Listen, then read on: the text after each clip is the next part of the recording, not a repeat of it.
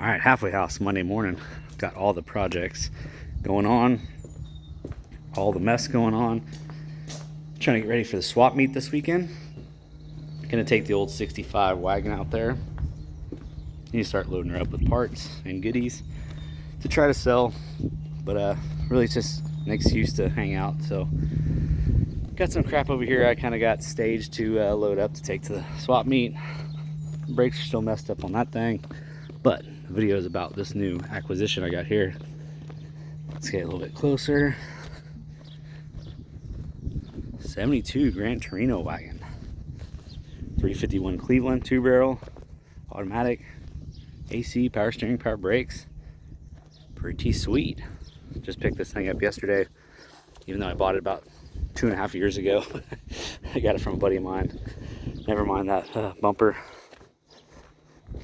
But really not a terrible vehicle. Let's try to back up a little bit.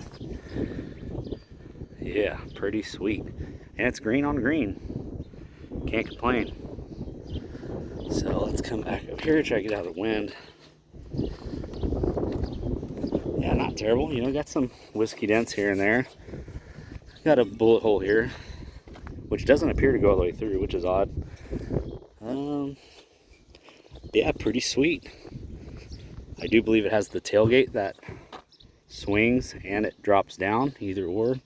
Haven't really messed with it yet. I don't know if this is a power window or not. Honestly, I haven't really messed with this thing.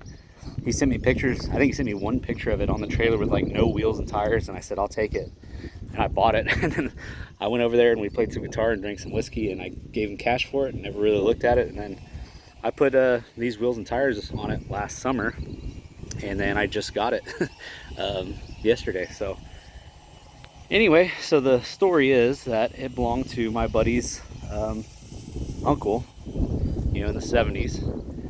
And so my buddy, he was one of those guys that wear pearl snaps and, you know, boots and jeans, and then you get on the bus ramp, you know, we're like 15 years old, he'd take his pearl snaps off and he'd be wearing, you know, Motorhead and Metallica shirts and shit, Megadeth. I was like, hell yeah, that was like my kind of guy, you know, country dude that listens to fucking metal and punk rock and shit. So that's how I met the guy. And you know, poor Mexican dude that owned, I mean, his family owned 500 acres or some shit, Bulverde. They ended up selling the property to a subdivision, and they had to get rid of all the cars, I guess, as part of the deal.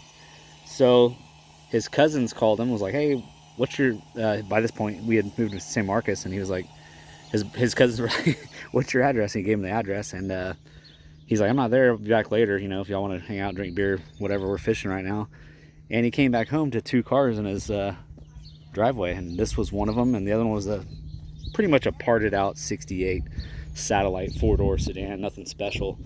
And he asked me if I wanted them. I was like, I'll take the wagon, I don't need that 4-door Satellite. But so anyway, I scored this. He ended up selling the Satellite. I mean, it was a 3-speed car, so it had pedals and had some good stuff on it still. But anyway, so I snagged this thing, and he's not a car guy, and he got stuck with this turd. So we didn't manage to mangle this up more, because I have had this open before, but not gonna happen now. But really, this thing's not terrible. Oh, nice, it clears the fender. Dash is roached, but I mean, really the door panels are pretty nice. And it's green, the seat's halfway decent. Back seat, halfway decent. The floor pans are halfway decent. Didn't have any keys, so we had to get a little creative and drill that shit out. And there it is right there. So we could steer it, because these do have a steering interlock. Headliner's smoked, but you know, that's to be expected. So the story was, oh, needs a little lube. Let's back up here. It's so cool. And again, I'm not a Ford guy, but this thing is sweet.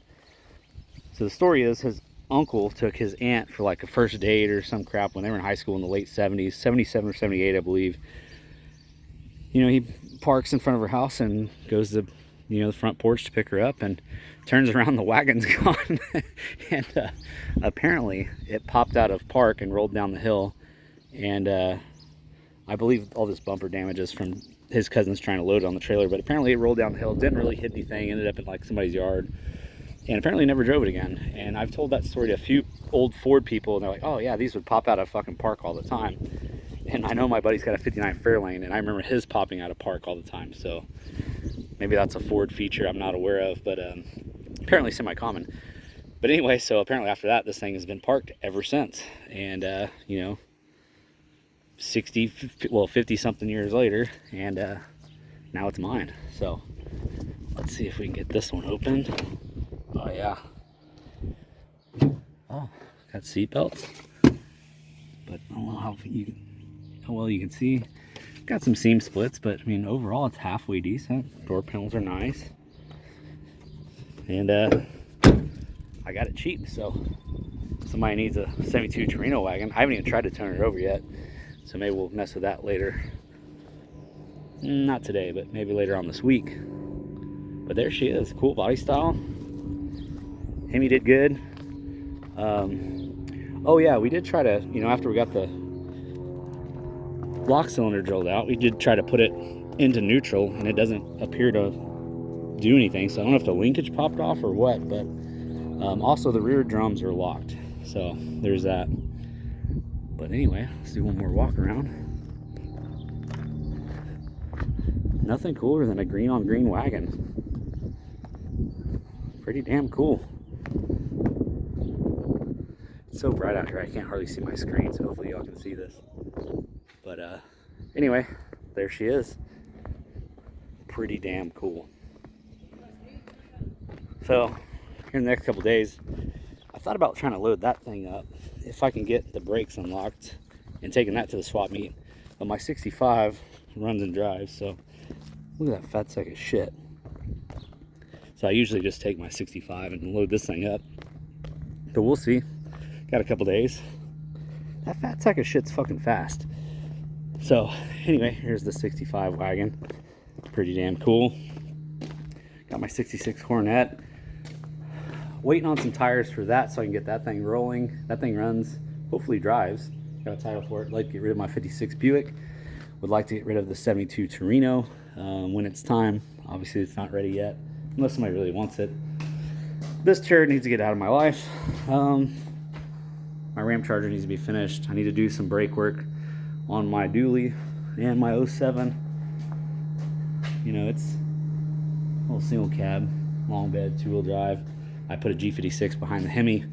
That thing's about 90% done, about ready to be back on the road. This thing, I would like to get this thing running. 383 big block. I got a 4-speed for it. I'm trying to find the rest of the console parts to convert this automatic console to 4-speed. Actually, I scored some, but I got the Charger style insert instead of the you know, the other style B-body ones with the little ribs on there. I got the smooth one, which I didn't know when I bought it. So anyway, bunch of shit going on here. Got too many dirt bikes and not enough time. So halfway house. There's the Torino wagon. Let's see if we can zoom in here. Come on. Oh, look at that. Yeah, what a cool body style. And it's green.